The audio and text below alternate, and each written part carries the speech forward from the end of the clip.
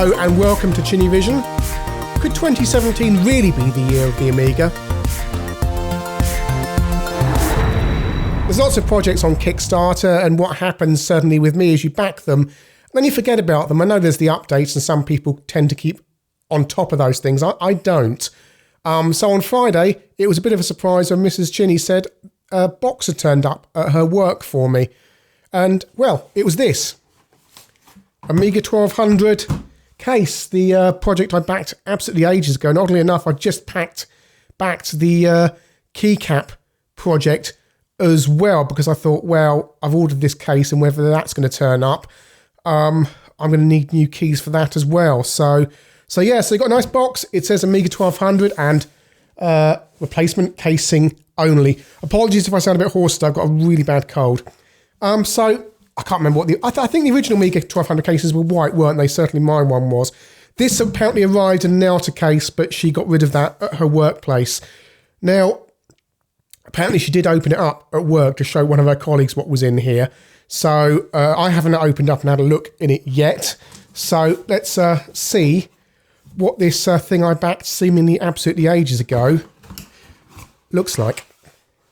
Right, okay. Well, there's the case. And dear backer, Christmas 2016, well, that's long gone. The Amiga 1200 rises. After a year of development, you are now holding the new Amiga 1200 case in your hands. Having requested a longer period of time to mature, the case is now yours and the quality it deserves. To be honest, I don't really keep up to date with these things. You've made this happen. As a backer, you deserve our infinite gratitude. I should think so for how long I've had to wait for it. And right, well, on the back page of this, it's got details of the Kickstarter for the Amiga keycaps, which closed about 3-4 days ago. So nice work there, lads. This all turned up on time. Then highly worthwhile spending all that money on double-sided printing for something that's gone. I mean, I don't know what speed these things have gone out. Has everybody got these at the same time? I don't know. But yeah, compatible Amiga keycaps. Go to Kickstarter. Yeah. Right. So here we go. This is it. Mrs. Chinny said this thing was rattling around when she bought it back. So I hope. I'm going to move that out of the way there. And so I assume that's nothing too serious. So let's get it out of its plastic bag there and see what we've got. Now, I'm not going to fit this up today. There's absolutely no point because I want the new keycaps. I'm not taking my Amiga apart twice to do that. It's already been apart a few months ago to have its capacitors put in. So let's see what we've got inside this thing. Is that supposed to be loose? That must be that must be for the expansion port at the back. My Amiga's metal for that. So assuming that would have been too expensive for them to do. I've got a very early Amiga, very low serial number, Christmas 1992. I bought from, I can't remember what shop it was, a shop in Guildford, in what was then the new precinct on the High Street. As you go up, farther on your left, you get halfway up the High Street, and was it North? Oh, I can't remember which street it is in Guildford. I think it's the High Street because there's a precinct that goes from the High Street to North Street for people with Guildford knowledge, and I've been there for years. And there was a computer shop in there in the brand new precinct in 1990, and that's where my dad apparently went to buy my Amiga. So yeah. So look at the back. They've got the screws already in there. There's still more rattling going on there. Is that what's going on there? Oh, another bit of plastic. Right. Amiga 1200 label. Oh. Well, I suppose I've kind of been hoping for a Commodore logo on there. I think that's definitely something I'm going to be peeling off my original Amiga. I don't want something that just says Amiga 1200 in a non-authentic. That doesn't look right at all. Anyway, let's not get a downer on it that quickly in, because actually the case looks pretty good. What I'm going to do is I'm going to get my original Amiga out, I think, and we're going to compare them. 2 seconds. Right, so I bought my original Amiga back, and as you can see, that's a 1992 Amiga, a bit of dust on it. I've literally just bought it from the other room. Yeah, that's all yellow, obviously. It used to be in my bedroom at home when I was growing up. The sun used to stream across it like that in the mornings. And if you look on here, the yellowing, hopefully the camera will pick this up. Look, don't know if you can see that. and you probably can't, but that side, there's kind of shadows on there, and that's the side that never got exposed to the sun. So this side is more yellowy, if you can see it. Dear me. And there's my expansion in the bottom there, because I've got one of the early, can't remember the brand now, but the people who did the expansions for the Amiga, the new ones, I've got the early one that extends out too much, and you have to cut a hole in your board. So there we go. That is the Amiga 1200 original case against the new one, as he says, and tries to line it all up.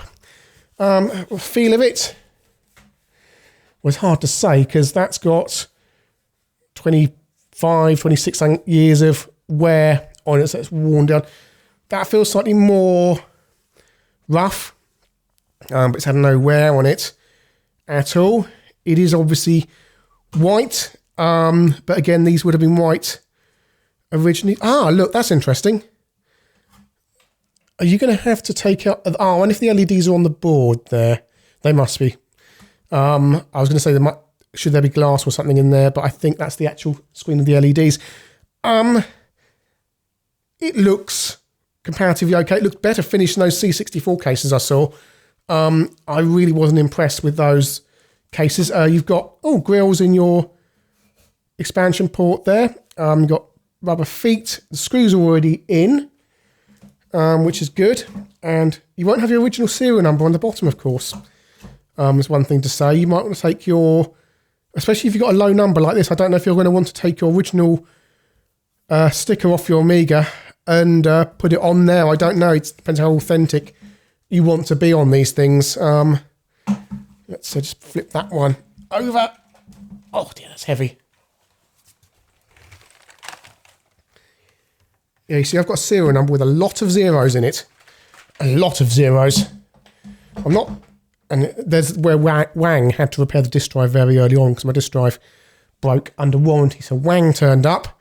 Fantastic. You know, Wang's still around, because Wang, that's a fantastic name, isn't it? Wang Computers.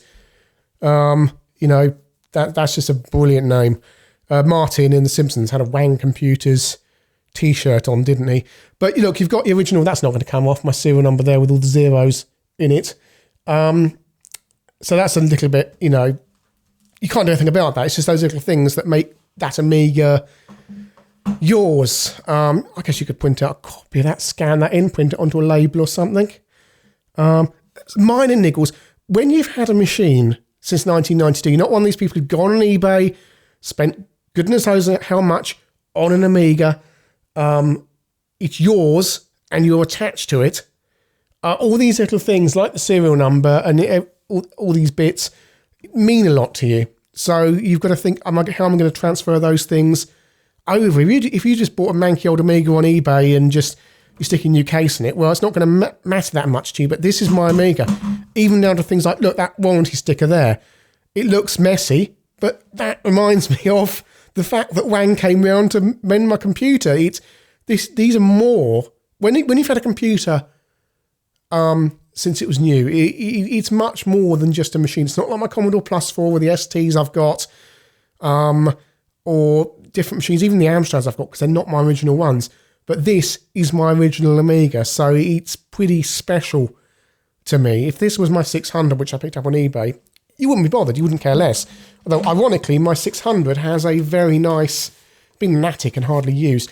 In fact, that'd be interesting, wouldn't it, to compare the colours of the 600 I've got that came out of an attic to this new case, to see if there's been any, if this is too white perhaps, I don't know. Right, this is my 600, a little bit dusty again. It's been on the shelf. But you can see that's a much more... I wonder if these new cases are a little bit too white. I don't know. It's so difficult to tell after all these years. I mean, what reference would they have had for the original machines? Because they weren't white, they were cream, weren't they? I mean, in some ways, this 600 here looks about right to me. I'm just... I could be wrong, and everyone's going to be hitting the downvote button on this.